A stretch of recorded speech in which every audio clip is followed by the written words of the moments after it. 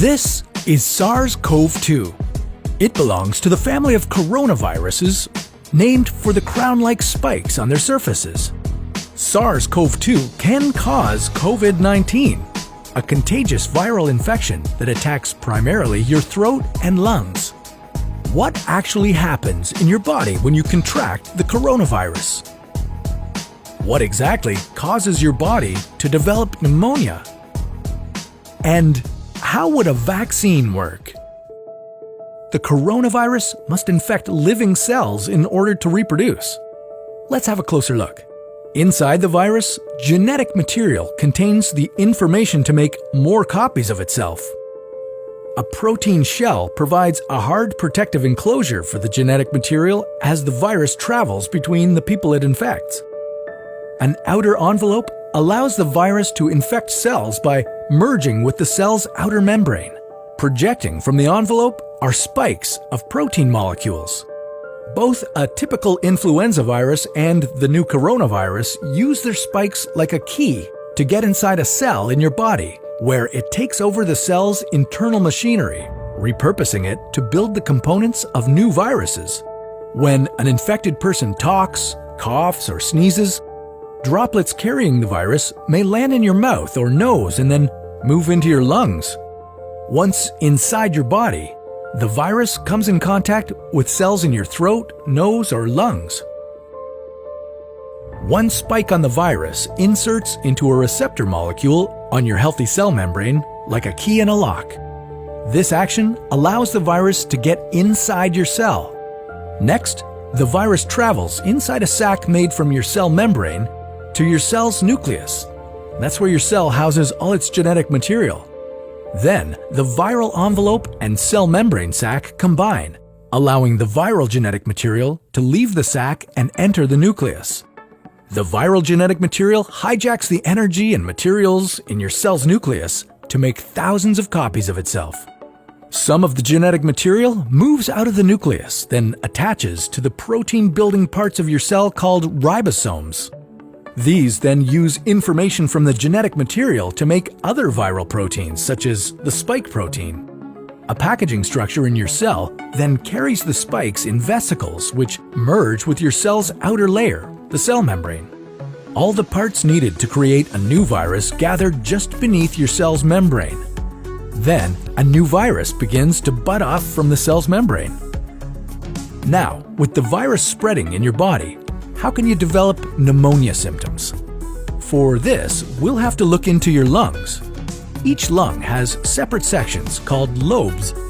Normally, as you breathe, air moves freely through your trachea or windpipe, then through large tubes called bronchi, through smaller tubes called bronchioles, and finally into tiny sacs called alveoli.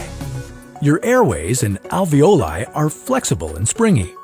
When you breathe in, each air sac inflates like a small balloon. And when you exhale, the sacs deflate. Small blood vessels called capillaries surround your alveoli. Oxygen from the air you breathe passes into your capillaries, and then carbon dioxide from your body passes out of your capillaries into your alveoli so that your lungs can get rid of it when you exhale.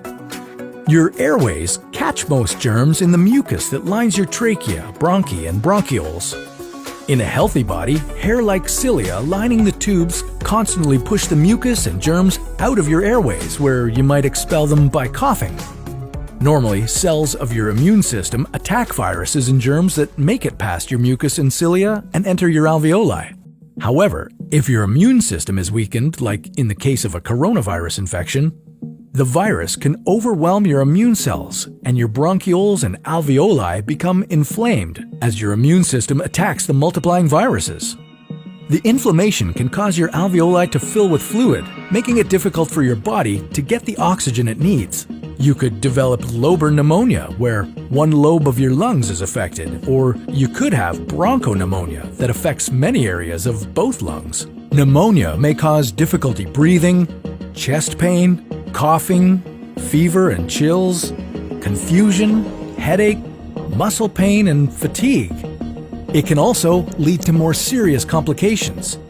Respiratory failure occurs when your breathing becomes so difficult that you need a machine called a ventilator to help you breathe. These are the machines that save lives and that medical device companies currently ramp up production for.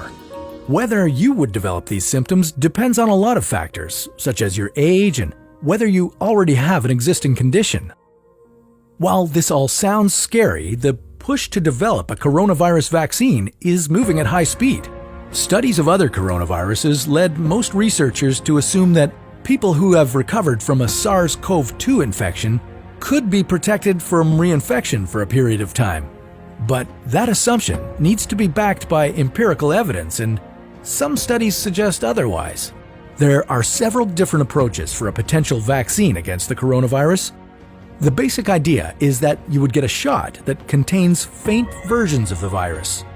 The vaccine would expose your body to a version of the virus that is too weak to cause infection, but just strong enough to stimulate an immune response.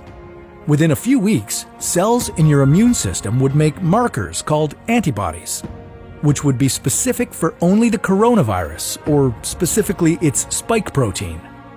Antibodies then attach to the virus and prevent it from attaching to your cells. Your immune system then responds to signals from the antibodies by consuming and destroying the clumps of viruses. If you then catch the real virus at a later stage, your body would recognize it and destroy it. In other words, your immune system is now primed. Collecting evidence on whether this will be possible, safe, and effective is part of what's taking researchers so long to develop a vaccine. It's a race against time to develop a vaccine amid a pandemic. Each step in vaccine development usually takes months, if not years. An Ebola vaccine broke records by being ready in 5 years. The hope here is to develop one for the new coronavirus in a record-breaking 12 to 18 months. While all of this will take time, stay home if you can, to protect the most vulnerable. And don't forget to wash your hands for at least 20 seconds and as often as possible. Now, what would happen if you didn't do that for an entire year? Well, that's a story for another What If.